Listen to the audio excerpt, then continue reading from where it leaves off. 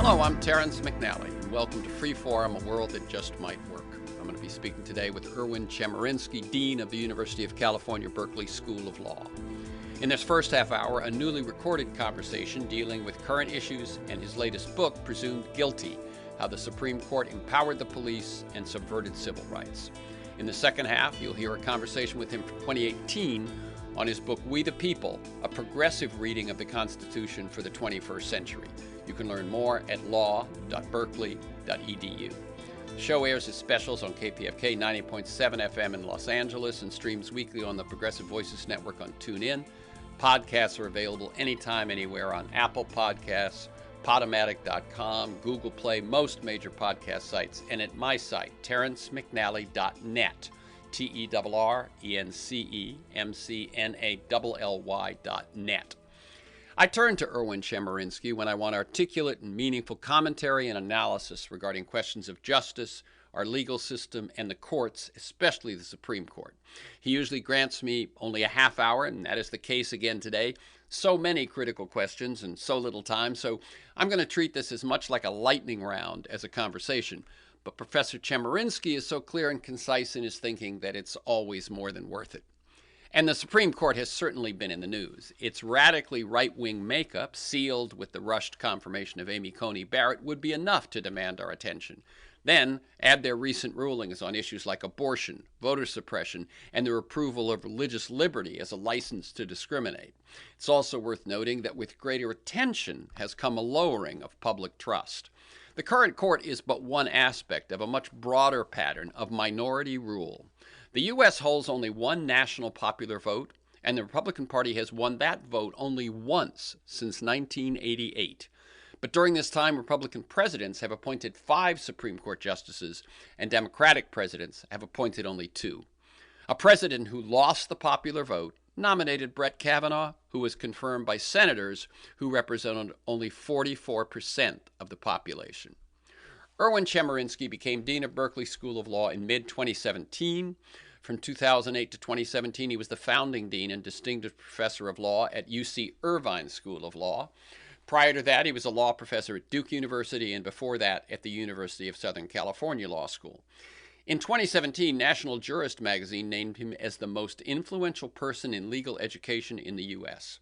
Chemerinsky is the author of more than 200 law review articles, and his books include The Conservative Assault on the Constitution and The Case Against the Supreme Court. His latest is Presumed Guilty: How the Supreme Court Empowered the Police and Subverted Civil Rights. In it, he points out that the framers of the Constitution intended many of its provisions to constrain police, to limit what police can do, and to protect the rights of us all. In it, he points out that the framers of the Constitution intended many of its provisions to constrain police, to limit what police can do, and to protect the rights of us all, including those suspected and accused of crimes. But throughout American history, the court has done a poor job of enforcing those provisions. On the contrary, it has consistently empowered police and legitimated the racialized policing that especially harms people of color.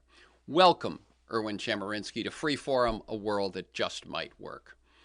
Let me tell listeners we're recording this interview Monday, September 27th. Now, I turn to ERWIN Chemerinsky when I want articulate and meaningful commentary and analysis regarding questions of justice, our legal system, and the courts, especially the Supreme Court. And he usually grants me only a half hour, and that is the case again today. So, many critical questions, little time. I will treat this as much like a lightning round as a conversation, but Professor Chemerinsky is so clear and concise in his thinking that it's always more than worth it. ERWIN Chemerinsky became Dean of Berkeley Law in mid-2017. From 2008 to 2017, he was the founding dean and distinguished professor of law at UC Irvine School of Law. Prior to that, he was a law professor at Duke University. Before that, the University of Southern California Law School. In 2017, National Jurist magazine named him as the most influential person in legal education in the U.S. He's the author of more than 200 law review articles, and his books include The Conservative Assault on the Constitution and The Case Against the Supreme Court. His latest, as I said, is Presumed Guilty: How the Supreme Court Empowered the Police and Subverted Civil Rights.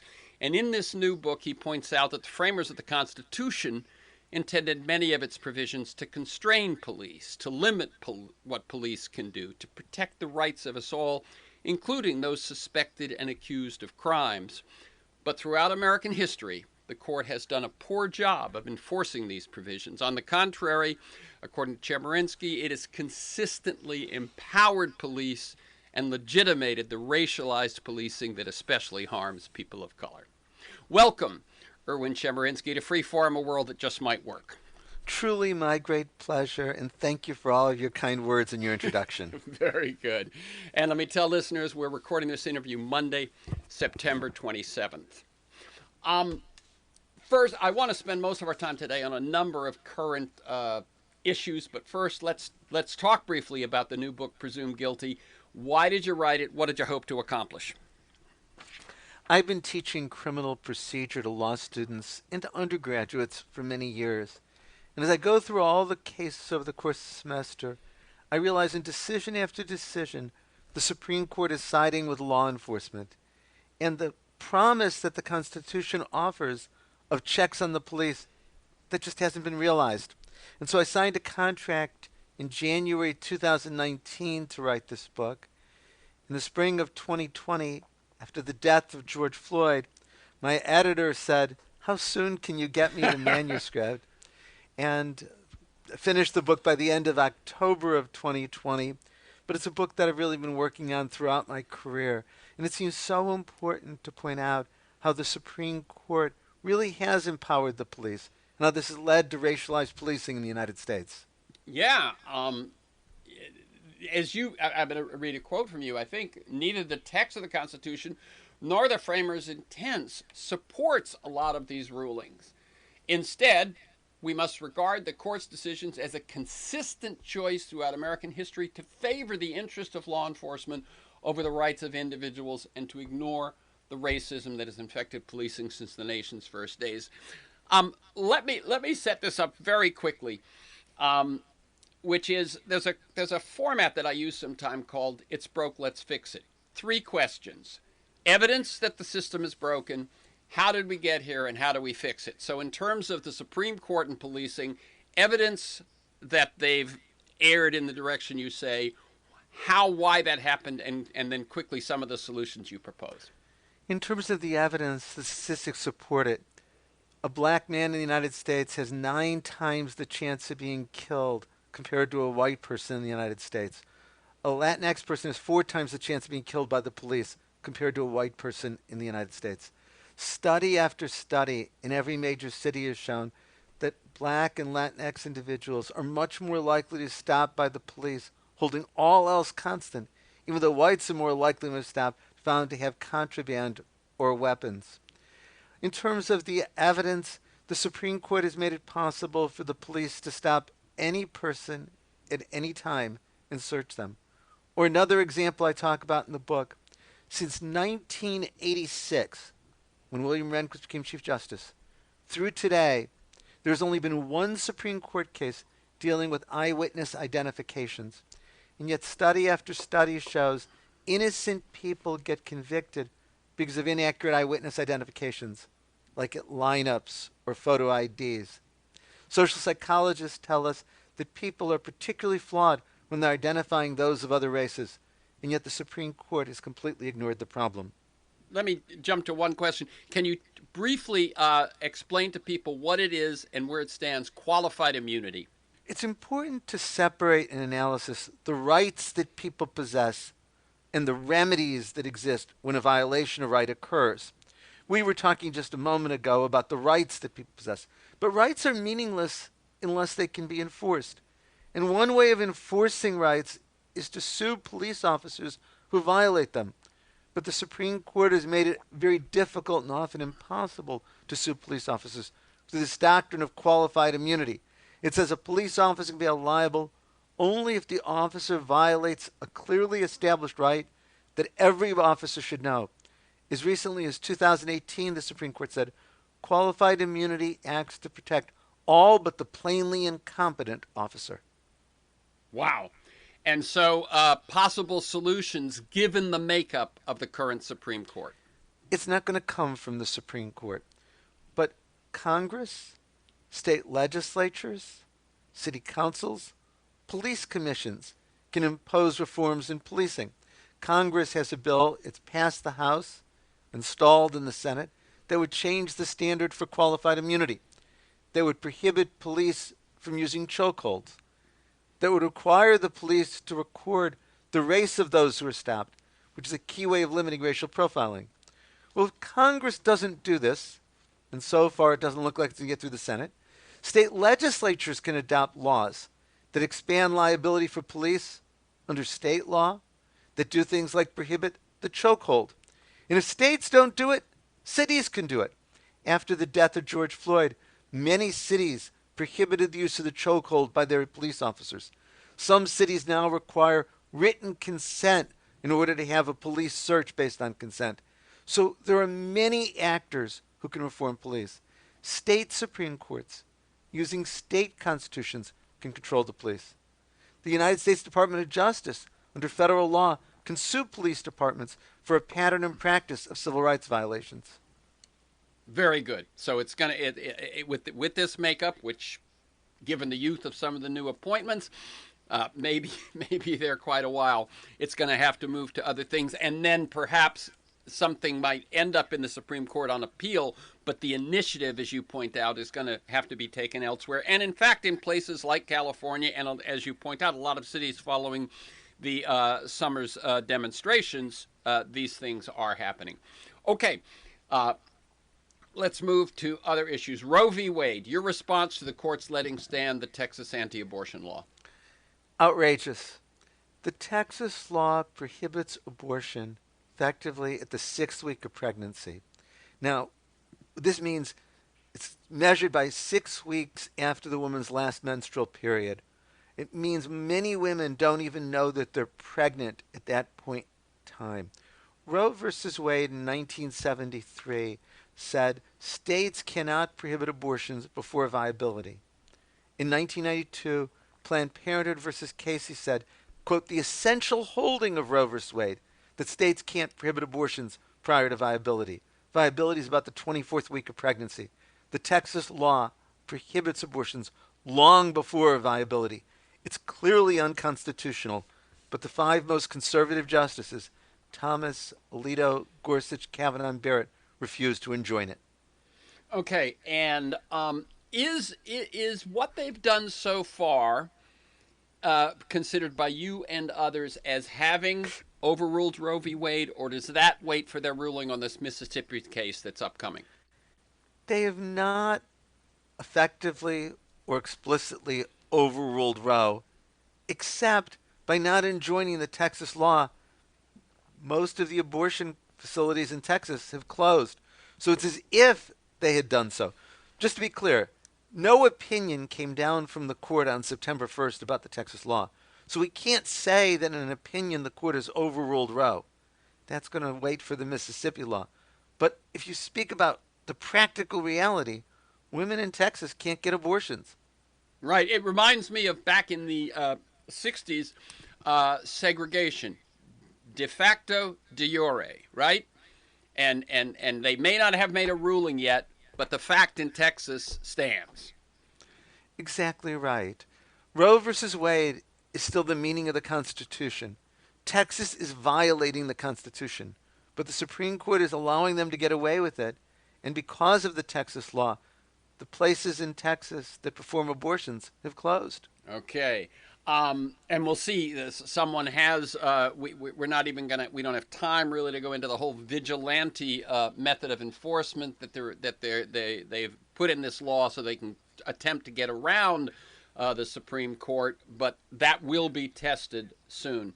One of the things that struck people about their silence on this was we've seen a lot of talk recently about the Supreme Court shadow docket. What is it? Is the court actually using it more? And what can be done about it? The shadow docket is where matters come to the Supreme Court on an emergency basis. The justices are asked to issue an injunction or essentially overturn, stay an injunction from a lower court. There's no full briefing, there's no oral argument in the Supreme Court. There's been a dramatic increase in the court issuing rulings on the so-called shadow docket in recent years. And what's troubling about that is the court is issuing rulings without the benefit of the deliberative process, without having briefing and oral argument. And the court's very inconsistent in terms of when it is and isn't willing to issue injunctions or stay injunctions. Yeah, and it seems to me where we used to see it was a lot of times on capital punishment cases. Do we stay this execution or not? Where the emergency, there was an emergency. Timing was of essence. And now it just seems a way to sort of avoid the process we expect of the Supreme Court. You're right. There have always been matters that come to the Supreme Court on an emergency basis. Frequently in the past, it was people who were facing execution asking the Supreme Court to stay the execution. But we really saw an increase in recent years. Let me make this less abstract by a concrete example. Congress refused to fund President Trump building a border wall. So President Trump said he would just divert money from elsewhere in the Defense Department to do so. Federal District Court issued a preliminary injunction saying, you can't do that. You don't have the spending power. But the Supreme Court stepped in and stayed the injunction, and so Trump was able to build the border wall. There, the justices had no problem using the shadow docket to issue an injunction. But then you get the Texas case on September 1st, and the justices refused to issue an injunction against a blatantly unconstitutional law. Very good. Supreme Court reform. During the election campaign, there was a lot of talk about reforming the Supreme Court to deal with the 6-3 right-wing majority created by McConnell's refusal to consider Merrick Garland, and then controversial confirmation of Brett Kavanaugh, and rapid confirmation of Coney Barrett. Where did those talks or those possibilities stand now, as far as you can see? President Biden did what politicians often do. He said he would create a commission to study it. And he created a presidential commission to study the Supreme Court. He made it very large and very diverse and said, give me a report by November. And the committee said, we're not going to make any recommendations. I am skeptical that anything useful is going to come from this commission. But I'm also skeptical we're going to see any meaningful reforms, because anything that could be done can be filibustered in the Senate. And you know Republicans aren't going to approve things like increasing the size of the Supreme Court. Exactly. I'll tell you what, you mentioned the word filibuster. In May, I saw you debate the filibuster, and I thought your approach and your attack was spot on. And one of the things that you said, for example, to the knee-jerk objection that Democrats will not always be in the majority and they could come to regret this move if they did away with the filibuster once Republicans retake control, you pointed out so simply that it makes no difference what the Democrats do, because if the Republicans are in power and want to do it, they'll do it. Any other things to say about the filibuster, which it seems at this moment may be absolutely necessary to pass anything on a federal level that has to do with election integrity? The filibuster is not provided for in the Constitution. It's not provided for in a federal statute. It's created by Senate rules. And it means that senators representing a small minority of the population can block legislation. As we're talking, as you said on Monday, September 27th, we face the possibility of a government shutdown. We face the possibility for the first time in American history, the United States defaulting on its debts just because of the filibuster. There's not going to be meaningful legislation with regard to voting reform or police reform or so many other topics because of the filibuster. I think the filibuster is unconstitutional, and I think it's terribly unwise. Okay. Religion. I'm going to read a quote from you. I believe, never before has the Supreme Court allowed secular corporations to claim religious freedom. People create corporations to protect themselves from liability by making the corporation a separate entity. Investors are liable only to the extent of investment. The corporation is an entity that's treated as legally separate from the individuals to run it. But now the Supreme Court has ruled occasionally that corporations sort of have religious freedom. And what we're seeing is a distortion, it seems to me, of what the meaning of religious freedom has been. It has usually been to protect the right of people to practice religion, but now it is protecting the right of people to discriminate against others and claim religious defense. Everything you say is absolutely right. Let me take it backwards. The last point that you made was the current court is allowing people to use their religious beliefs to discriminate against others. In June of 2021, in Fulton versus City of Philadelphia, the court said that Catholic Social Services had a right to contract with the city as to foster care placements, even though it refused to place children with same-sex couples. Philadelphia used private social service agencies to do these placements, but said that they couldn't discriminate based on race, sex, religion, sexual orientation. Catholic Social Service went to court and said, our religion requires that we discriminate against same-sex couples, and the Supreme Court ruled in favor of Catholic Social Services. I think we're going to see this come to the Supreme Court in cases where employers say they don't want to hire gay, lesbian, or transgender individuals because the employer's religious beliefs, where there's cases that involve bakeries or florists or videographers who refuse to serve same-sex weddings, even when this violates state law. I think the Supreme Court's going to say they have a right to discriminate on account of their religious beliefs. What you said at the beginning is, I don't think a corporation can have a religious belief. We think of religion as being about an individual's conscience. Corporations, as the quote you read said, exist to have an entity apart from the individual, so that if the corporation goes bankrupt, the individual faces no monetary liability.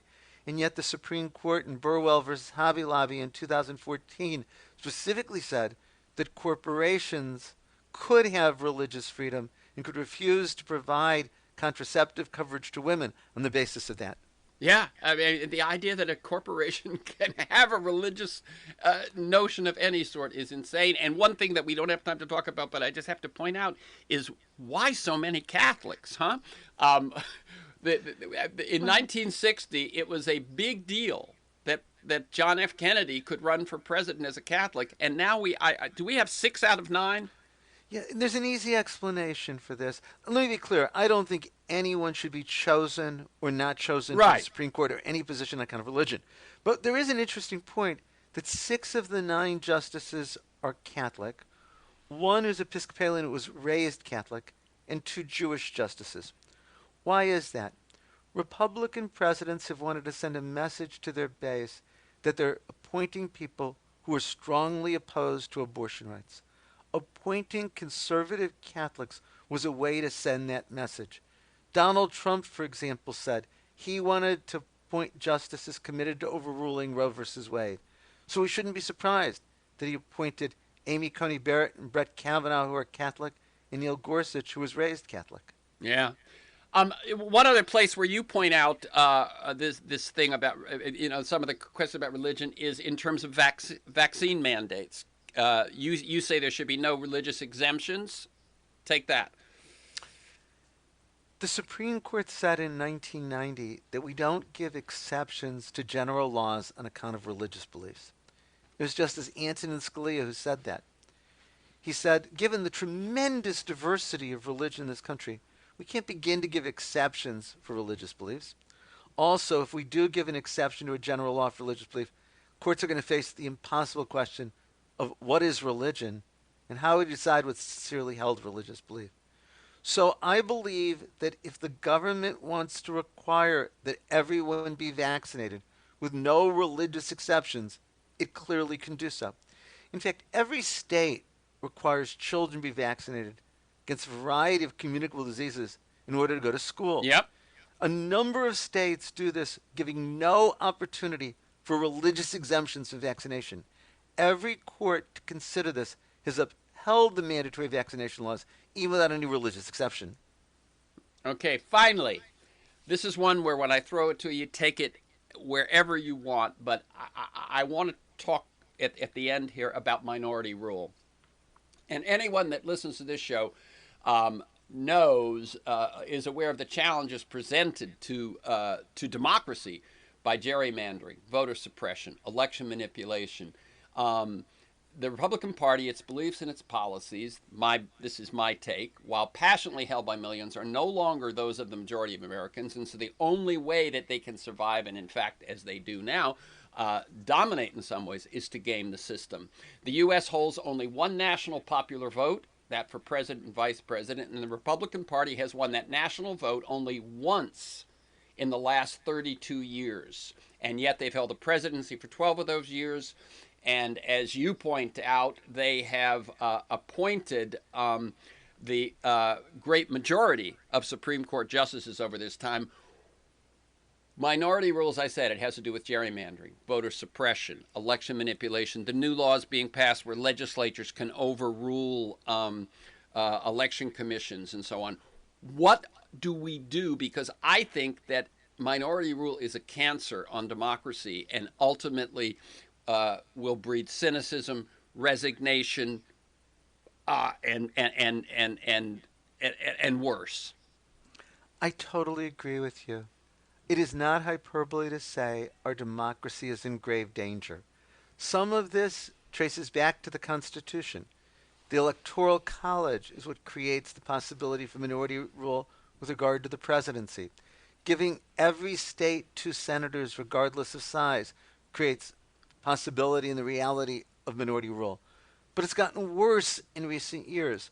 The Supreme Court in 2019 saying that federal courts can't hear challenges to partisan gerrymandering. The Supreme Court in decisions in 2013 and 2021 gutting the Voting Rights Act, making it very difficult, not impossible, to challenge the laws being passed in places like Texas, Georgia, Florida, that will clearly disadvantage minority voters.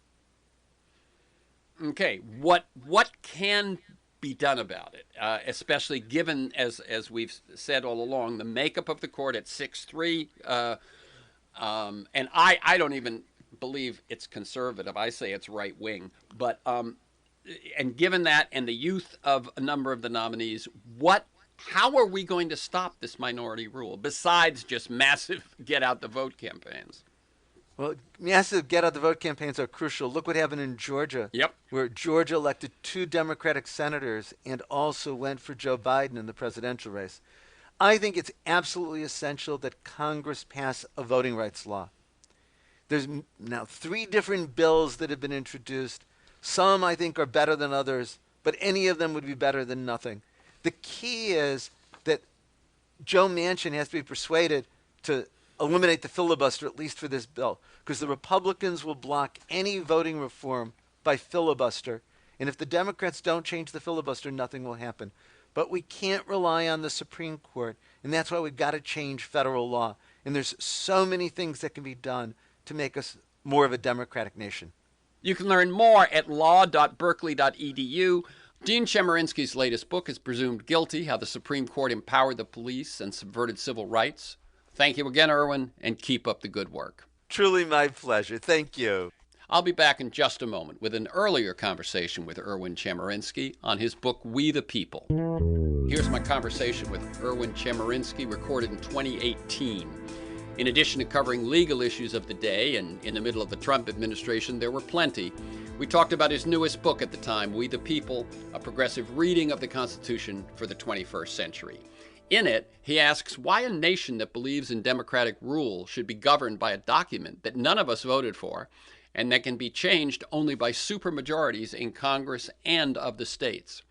He urges progressives to expose how conservatives are using the Constitution to advance their own agenda, which favors business over consumers and employees and government power over individual rights, and to offer their own vision for what the Constitution should be understood to mean and how this view far better achieves the goals of our nation, as stated in the preamble, of ensuring democratic rule, effective government, justice, liberty, and equality. ERWIN Chemerinsky is Dean of the University of California, Berkeley School of Law, the author of more than 200 law review articles, and his books include The Conservative Assault on the Constitution and The Case Against the Supreme Court. ERWIN Chemerinsky became Dean of Berkeley Law in mid-2017. From 2008 to 2017, he was the founding Dean and Distinguished Professor of Law at UC Irvine School of Law. Prior to that, he was a law professor at Duke University, and before that, at the University of Southern California Law School. In 2017, National Jurist magazine named him as the most influential person in legal education in the United States for the second year in a row. He is the author of more than 200 law review articles. His books include The Conservative Assault on the Constitution, The Case Against the Supreme Court, and his latest, as I said, We the People, a progressive reading of the Constitution for the 21st century. Welcome, ERWIN Chemerinsky, to Freeform, a world that just might work. And let me tell listeners, we're recording this interview Wednesday, December 12th, 2018. Thank you. It's a pleasure to talk with you again. Okay. Could you tell us briefly about the new book you just published this year? I think it's important that progressives articulate and defend a vision of the Constitution. We're at a time of a very conservative Supreme Court. It's going to be that way for the foreseeable future. We are having increasingly conservative federal courts of appeals. Donald Trump will have had 30 nominees confirmed for the Federal Court of Appeals in his first 2 years.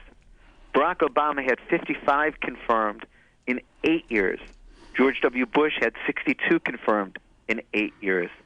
It's likely that a significant percentage of the federal judiciary will be appointed by Donald Trump. In light of this, I think the question is, what are progressives going to do? And I wanted to write a book saying we should not give up a progressive vision of the Constitution. We should articulate it. We should defend it.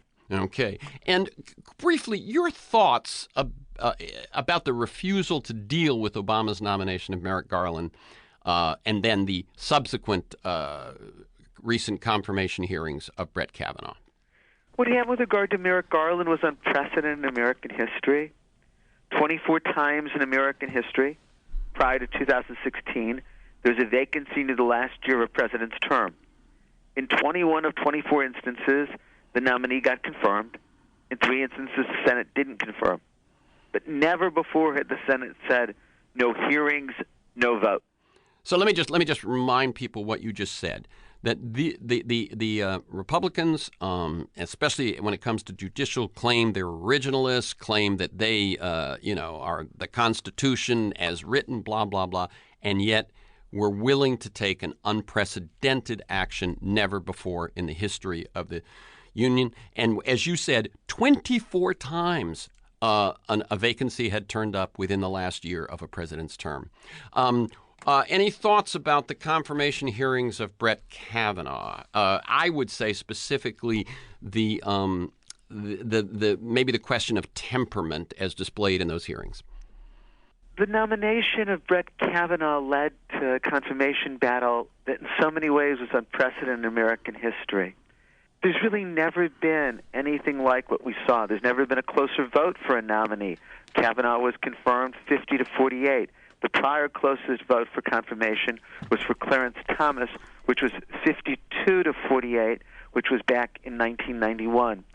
But the partisanship, the lack of judicial temperament that was shown on that day in October really has no analog in American history. For Brett Kavanaugh to say this was all a smear by those who support the Clintons and to make it so blatantly political really doesn't have any precedent. Yeah, and what we're saying there is that this notion that the judiciary is impartial, the judiciary is nonpartisan, he, in his own statements on national television, not just in a closed hearing, everyone saw he was willing to make political statements about those hearings and about his confirmation. This is going to be a simple one, a softball. ERWIN Chemerinsky, what are your expectations of this newly constituted conservative court, and take your time if you want to place it in the context of the cycles back and forth of conservative and progressive, Supreme Courts? I think we're going to have the most conservative court that there's been since the mid-1930s. I think we're going to see it especially as the most high-profile controversial issues.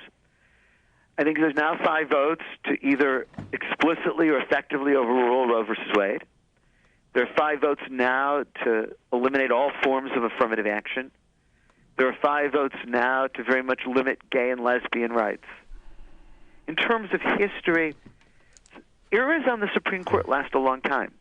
There was an era from the 1890s to 1936 where there's a very conservative court that struck down over 200 federal, state, and local laws protecting workers and consumers. From 1937 to 1969, there was a court that had a majority of justices appointed by Democratic presidents. It became increasingly more liberal, especially in the 1960s under Chief Justice Earl Warren. The court's next era began in 1969 when Richard Nixon had 2 nominees confirmed. From 1969 until February 13th, 2016, when Justice Scalia died, there were always at least 5 and sometimes as many as 8 justices appointed by Republican presidents. But all during this time, there was a swing justice on the court. There was a Lewis Powell, a Sandra Day O'Connor, and Anthony Kennedy to join with the liberals in some of those controversial areas I mentioned. Now there's no longer a swing justice. Now there are 5 very ardent conservatives in the majority. And we're going to see the manifestation of that with regard to things like abortion, affirmative action, gay and lesbian rights, punishment in criminal cases. Mm-hmm. And you, in some of the articles I've read recently, you make clear how much Kennedy was the swing justice on the one hand, on the other hand, that he voted with the conservatives 75% of the time. How do we demonstrate how clearly he was the swing? Well, just what you said. When the court was split 5-4 over the last 30 years, Kennedy was with the conservatives 75% of the time, with the liberals 25% of the time. 2 years ago, when the court was split 5-4 or 5-3, Kennedy was the liberals 57% of the time, and the conservatives 43% of the time. But I think qualitatively is even more important than quantitatively. Mm-hmm. You look at abortion. 2 years ago, Kennedy was the 5th vote to strike down a law in Texas that would have closed most facilities in that state where abortions performed. 2 years ago, it was Kennedy who wrote the opinion upholding the University of Texas affirmative action program. In every Supreme Court decision in American history expanding rights for gays and lesbians, Kennedy wrote the majority opinion. Okay. Now, in the past, there have been ideological surprises in the Supreme Court. And Earl Warren was appointed by Eisenhower. Some that were thought I know there was one you mentioned that was told this guy's a home run. Maybe that was Souter, and he ended up being much more middle of the road than that, a home run conservative. We don't expect surprises from Gorsuch or Kavanaugh. Why not? First, surprises are relatively unusual. Felix Frankfurter was a liberal who became very conservative on the court. Harry Blackmun was a conservative who became liberal. But those are the rare exceptions. Most people don't have major ideological transformation when they're in their 50s, 60s, 70s. Clarence Thomas was very conservative and he came on the court in 1991. He's just as conservative today. Ruth Bader Ginsburg was liberal when she came on the court in 1993.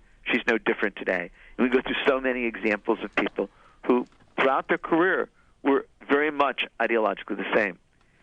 Second, there's much more screening for ideology at this point than there's been at prior points in history. Dwight Eisenhower was not a particularly ideologically defined president. Though Republican, he picked a Democrat, William Brennan, for the court. I don't think that Earl Warren was a surprise.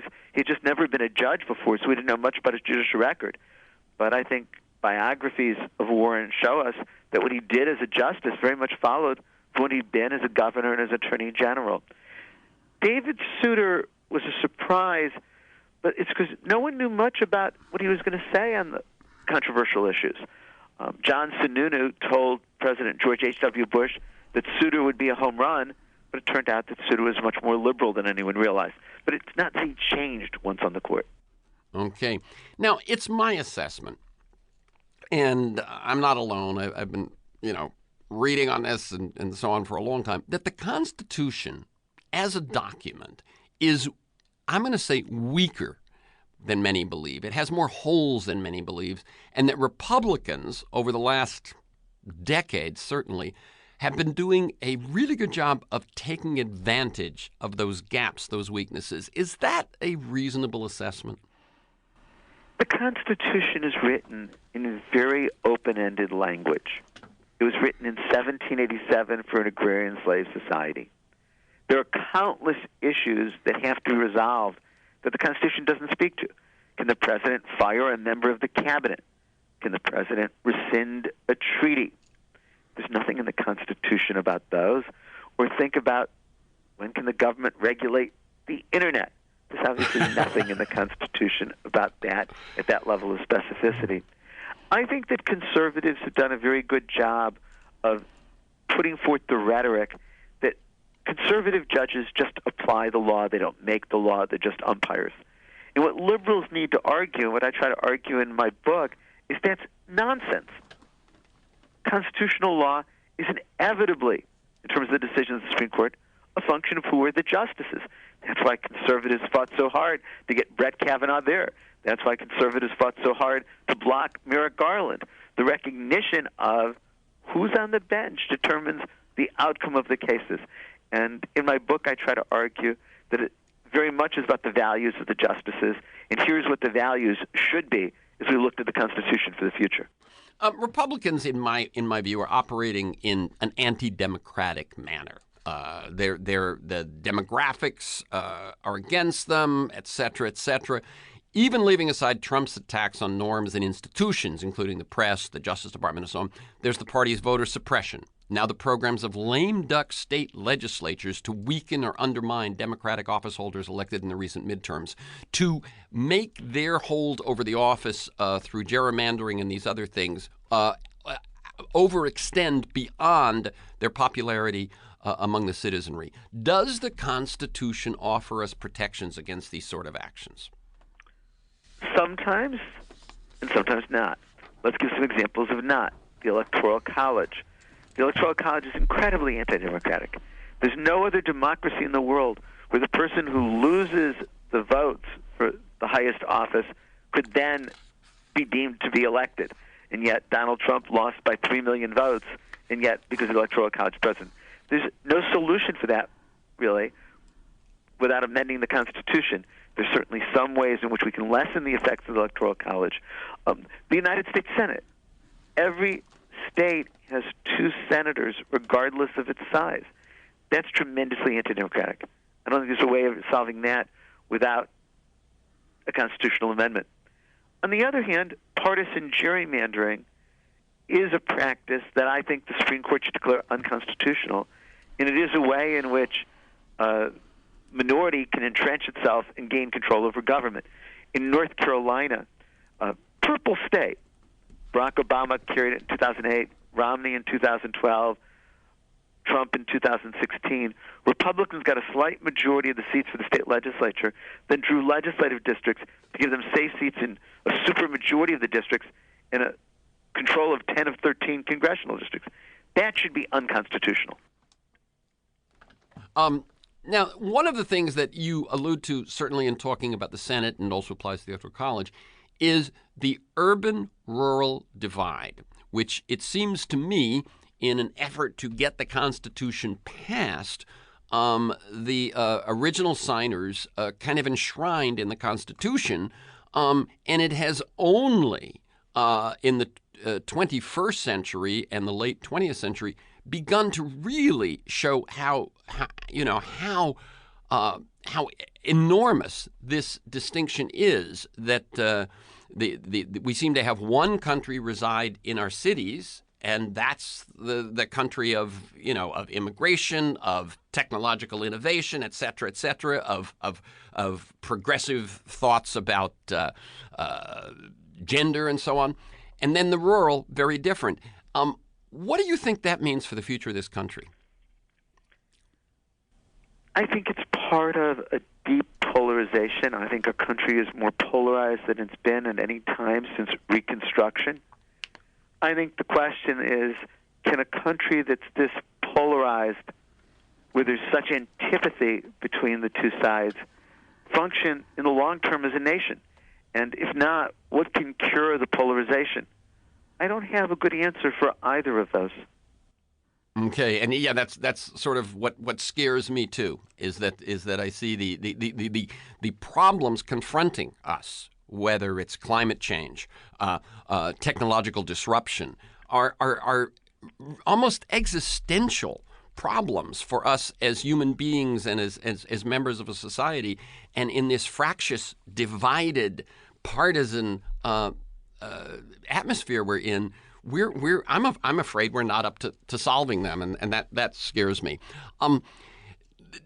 You have laid out that the reason you wrote this book is to call attention to the agenda of the Republicans vis-a-vis the Supreme Court and vis-a-vis the judiciary, and to call Democrats to wake up and take on some sort of a similar approach. And you point out that that you sort of begin from the preamble of the Constitution in sort of making that argument. Would that be fair to say?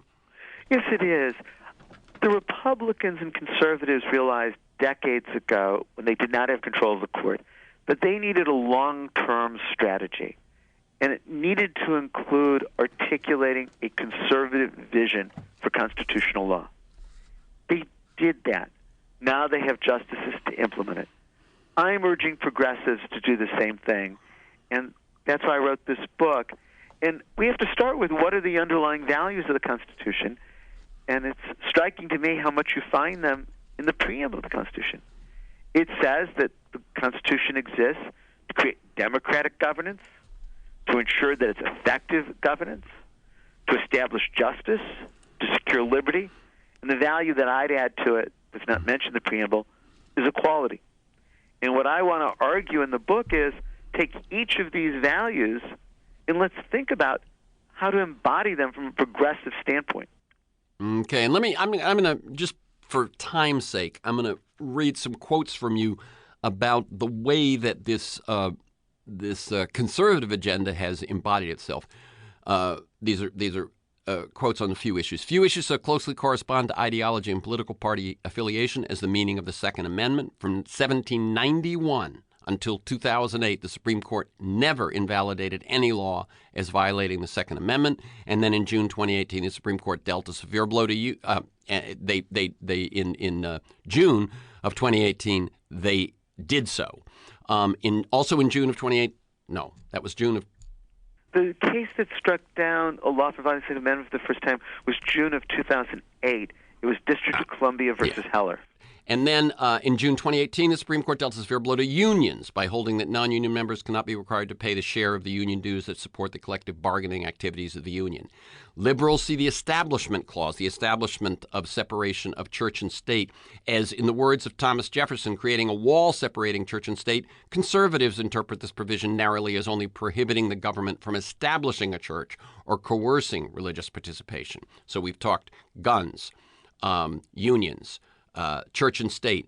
In a series of ideologically divided 5-4 decisions with Justice Scalia in the majority, the Supreme Court in recent years has greatly protected businesses at the expense of injured consumers and employees, and the Roberts Court has been the most pro-business court since the mid-1930s, virtually always in 5-4 rulings. So unions, business, guns, religion. So there's a clear movement in the conservative direction over the last few years. How would, and you know, you've said briefly, and for those who want to check, I mean, starting in the 70s, really, the conservatives began a program, as you said, their long plan of nurturing college students, law school students, young clerks, and so on, the Federalist Society, moving people up through the Brett Kavanaughs of the world, the Neil Gorsuches. How do you imagine a counter program from the Democratic or progressive side? To start with, I think we need to articulate what is that progressive vision of the Constitution. What do we want the Constitution to be about? And so take the values that I talked about. Democratic governance. Well, I think we need to figure out how to reform the Electoral College.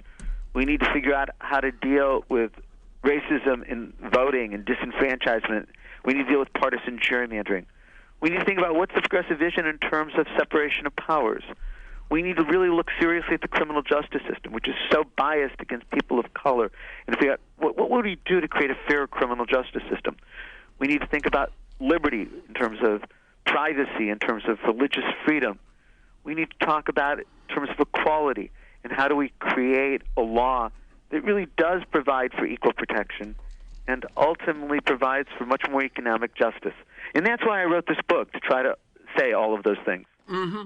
So what you're saying is that I think the progressives, Democrats, and so on have been playing defense in judicial rulings, defense on the Supreme Court. And what you're saying is articulate a vision of what the values that America was founded on call for, and then. But still, once they articulate the vision, given the number of conservative, young conservative justices that have been appointed by Trump, given the youth of Roberts, Gorsuch, Kavanaugh, how does, after you articulate the vision, how do you actually begin to move that forward? Hopefully it's by electing a Democratic president and a Democratic Senate. There will be vacancies, and additional seats can be created. Congress can expand the size of the lower federal courts, and we need to do that. And that would then allow the Democratic president, when there's one, to help counterbalance all of the judges that Trump has put there. And I think if there's a Democratic president and a Democratic Congress in 2020, then need to think about, should we expand the size of the Supreme Court to reclaim the seat that was really stolen as a result of the Merrick Garland fiasco? Talk about that for a second. I would imagine that would be one of those, oh my God, this is, the earth will turn on its axis, things will, but there's nothing that says they can't do that, correct? The number of Supreme Court justices is not set by the Constitution. It's set by a federal statute. It's varied over the course of American history between 5 and 10. Because of a historical accident, it became 9 in the late 1860s, but Congress could change that again. I think that's something that's premature to talk about at this point. I think for progressives to discuss it now is just a reason for people who might not otherwise vote in 2020 to come out for Republicans. But I think it's something that if the Democrats get the White House and Congress in 2020 that really needs serious consideration. Okay. One of the things that some people have suggested is that the Supreme Court should give up judicial review. You take that on seriously, but you come down on the other side. I do. It's tempting in light of what the Supreme Court is and the lower federal courts are going to be to say, let's just take the Constitution away from the courts. And yet I think about the people who I've represented. I've represented people on death row. I represented a homeless man challenging a Ten Commandments monument in Texas. I've represented a Guantanamo detainee. I've represented people challenging the sentence under 3 strikes. For my clients, it's really the courts are nothing. I've lost a lot of these cases, but when's the last time that a legislature adopted a law to provide more rights to criminal defendants? When's the last time a legislature adopted a law to give more rights to prisoners? And so I think that the Constitution is meant to protect minorities that aren't going to be protected through the political process. And if we eliminate the courts, we eliminate any chance of their having protection. ERWIN Chemerinsky, we've talked mostly here about the ideas in the book, We the People, of Progressive Reading of the Constitution for the 21st Century, your new book, and people can learn more at law.berkeley.edu. I've listened to a couple of speeches you've made recently on free speech, and I just think it's such an issue that is fraught, that's in the public eye, that's fraught with emotion and so on. You point out that free speech only has to do with the government, and that there are 3 exceptions to free speech. Go ahead, just if you could give people that quick lesson. First, free speech, like almost all constitutional rights, only limits what the government can do. So if somebody works for a public institution, a government institution, like I do at University of California, Berkeley, we have protection of free speech. But if somebody works for a private company or a private university, then the Constitution doesn't apply. There are many exceptions with regard to free speech where the Supreme Court has said that speech can be punished. Child pornography is not protected by the First Amendment. False and deceptive advertising, incitement of illegal activity, obscenity, true threats, and so on. I, in talking about college campuses, often focus on three, but there's more exceptions than that. Okay. And finally, there are some people who call for a constitutional convention to handle some of these problems. Do you come down on one side of that or not? I'm very frightened of a constitutional convention. As am I. What if the constitutional convention was comprised of, like the current Congress in ideology, or the majority was Trump voters, and I don't know how we'd prevent that. If there was such a constitutional convention, I think it would be a far worse document than what we have today. So in some ways, like here, the devil you know is better than the devil you don't. Yeah, I mean, that same urban-rural divide, I think, would be the Constitutional Convention would just make that so absolutely clear, and you'd have sort of past America versus future America, and hell would be to pay. So again, the website is law.berkeley.edu, and the books are Presumed Guilty, How the Supreme Court Empowered the Police and Subverted Civil Rights, and We the People, a progressive reading of the Constitution for the 21st century. For this conversation and many other interviews and articles, and to join me in pursuit of a world that just might work, go to TerrenceMcNally.net, TerrenceMcNally.net, or aworldthatjustmightwork.com. All one word, aworldthatjustmightwork.com. They're the same website. If you want to receive my weekly email announcement telling you who's going to be on, what we're going to talk about, and usually 8 to 10 articles to flesh out the conversation, sign up at my site or email me at temcnally@mac.com, temcnally@mac.com. You can also subscribe and listen to the Freeform podcast on Apple Podcasts, iTunes, and at other podcast sites. You can find years of podcasts at my site, TerrenceMcNally.net, or at Apple Podcasts and other sites. Listen anytime, anywhere. Archives include Michael Lewis, Naomi Klein, Robert Reich, Van Jones, Connie Rice, Greg Boyle, George Packer. You can also follow me on Twitter, @McNallyTerrence. Thanks to George Vasilopoulos of Progressive Voices, and most of all to you, my listeners. Please share this podcast widely.